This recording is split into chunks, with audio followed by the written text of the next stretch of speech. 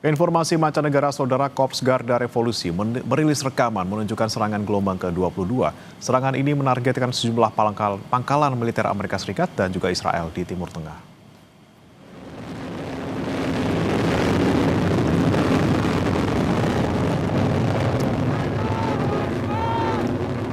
Garda Revolusi Iran menyebut serangan terbaru ini melibatkan rudal balistik dan rudal supersonik Fatah dan Khaibar.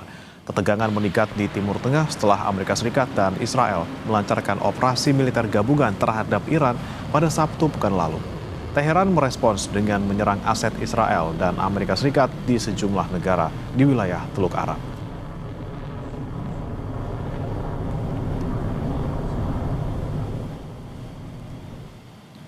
Militer Israel merilis video menunjukkan serangan terhadap sebuah bunker pada Jumat lalu. AS mengklaim bunker tersebut diduga milik pemimpin tertinggi Iran Ali Khamenei. Militer Israel menyatakan bunker itu terletak di bawah kompleks kepemimpinan rezim di pusat Teheran dan membentang di beberapa jalan area pusat kota. AS menambahkan sekitar 50 jet tempur Angkatan Udara Israel menyerang bunker tersebut. Sebelumnya, pemerintah Iran mengkonfirmasi Ali Khamenei tewas pada usia 86 tahun pada pekan lalu. AS mengklaim Khamenei tewas sebelum dapat menggunakan bunker tersebut.